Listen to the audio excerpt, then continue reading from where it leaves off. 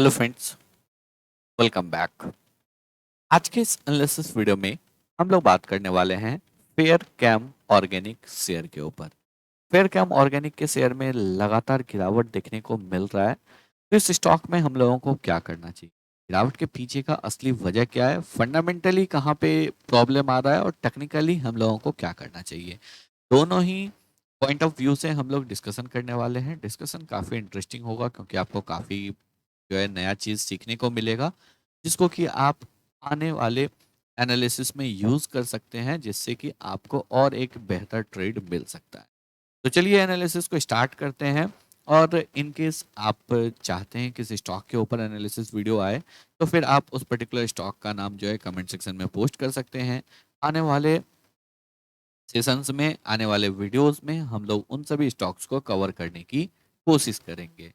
और in case आप लोगों को वीडियो पसंद आता है, एनालिसिस अच्छा लगता है, तो फिर आप फर्दर हम लोगों के साथ कनेक्ट हो सकते हैं वाया ट्विटर। ट्विटर पे भी आप कनेक्ट हो सकते हैं, साथ ही साथ आप कनेक्ट हो सकते हैं टेलीग्राम के थ्रू भी, टेलीग्राम पे भी, और साथ ही साथ ट्विटर पे भी हम लोग लगातार इंपॉर्टेंट अपडेट्स को पोस्ट करते रहते हैं, जिससे कि आपको काफ़ी अच्छा गाइडेंस जो है वो मिलता रहेगा।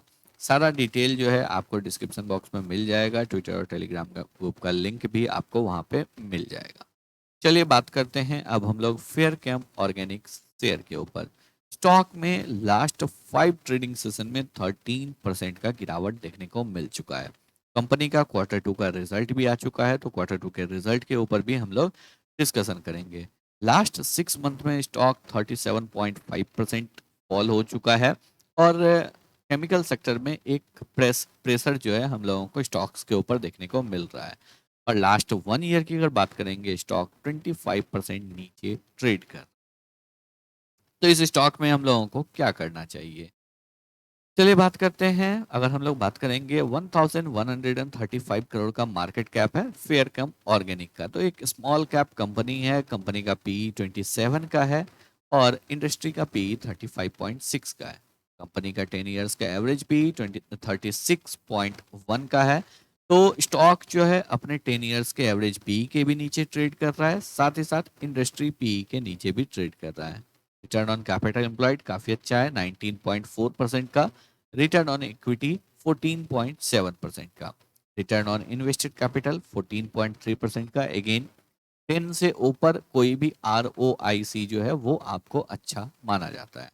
और एसेट टर्नओवर रेशियो भी 1.84 का है, तो ये भी आपको फेयर है। अगर हम लोग यहाँ पे बात करेंगे बुक वैल्यू है 229 का, तो अपने बुक वैल्यू से ऑलमोस्ट 4 टाइम्स ऊपर स्टॉक ट्रेड कर रहा है।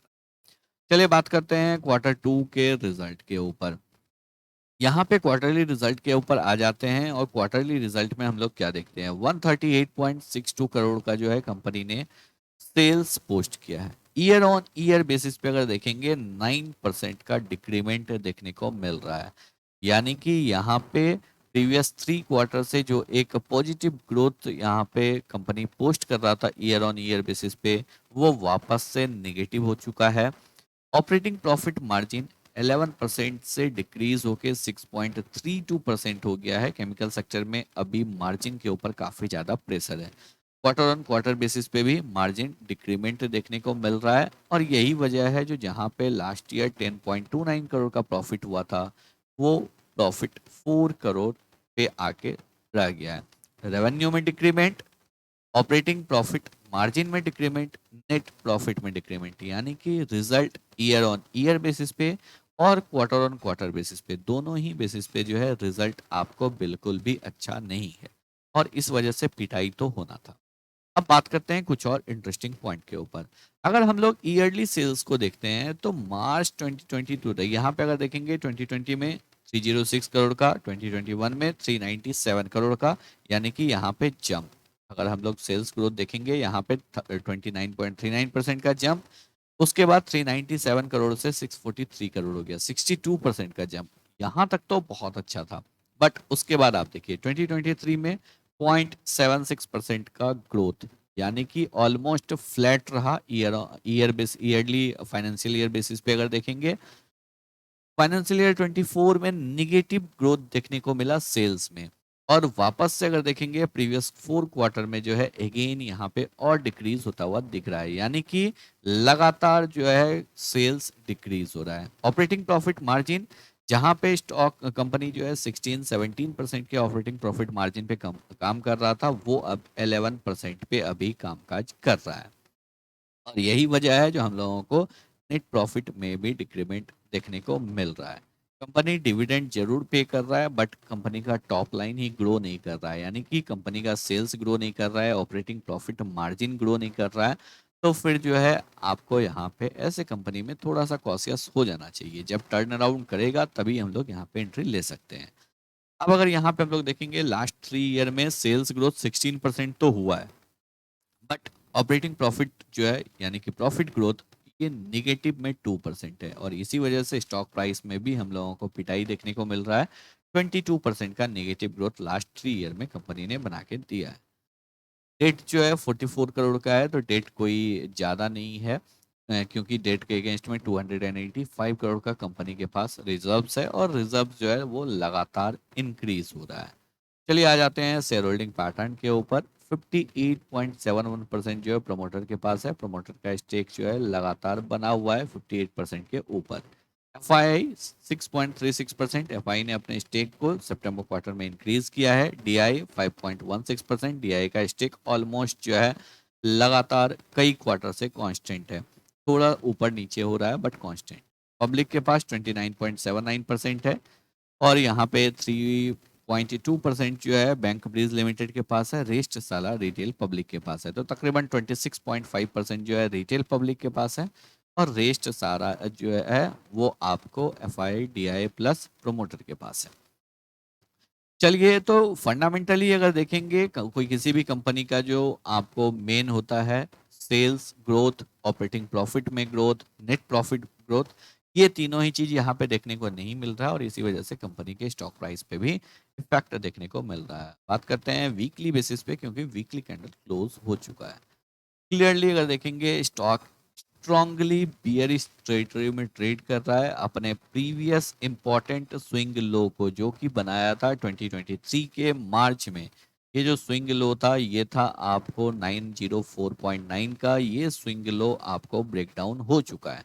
900 के नीचे जो है स्टॉक ने क्लोजिंग दिया है, और काफ़ी कंसोलिडेशन के बाद जो है यहाँ पे आपको ब्रेकडाउन देखने को मिल रहा है। तो स्टॉक में जो है फर्दर गिरावट हम लोग एक्सपेक्ट कर सकते हैं। और फर्दर गिरावट अगर आप यहाँ पे मंथली बेसिस पे देखेंगे तो क्लियरली एक स्ट्रॉन्ग बियरिश सिग्नल देखने को मिल रहा है, और स्टॉक जो है 750 की तरफ मूव कर सकता है। ऊपर की साइड से क्लियरली अगर देखेंगे तो यहाँ पे इस 2 पॉइंट को अगर आप ज्वाइन करते हैं तो एक ट्रेंड लाइन का रेसिस्टेंस देखने को मिल रहा है। अभी के लिए इस स्टॉक में ना तो फंडामेंटली कोई रिकवरी देखने को मिल रहा है, और ना ही टेक्निकली हम लोगों को कुछ ऐसा दिख रहा है जिसके बेसिस पे हम लोग एंट्री ले सके। तो अभी के समय में इस स्टॉक को यहाँ पे क्लियरली अवॉइड करना चाहिए।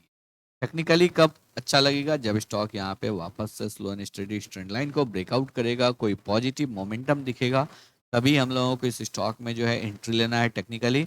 और टेक्निकली तभी इस स्टॉक में मोमेंटम आएगा जब यहाँ पे मार्केट को ये लगेगा जो अब इस कंपनी में जो है बॉटम हो चुका है, सेल्स ग्रोथ होगा, ऑपरेटिंग प्रॉफिट मार्जिन इंक्रीज होगा, तभी जाके जो है आपको इस कंपनी में यहाँ पे वापस से रिवाइवल देखने को। तो आई होप आप लोगों को सभी पॉइंट्स जो है बिल्कुल अच्छे से क्लियर हो गए होंगे। तो अगर आप लोगों को वीडियो पसंद आया हो, एनालिसिस अच्छा लगा हो, वीडियो को लाइक करके चैनल को सब्सक्राइब जरूर करें।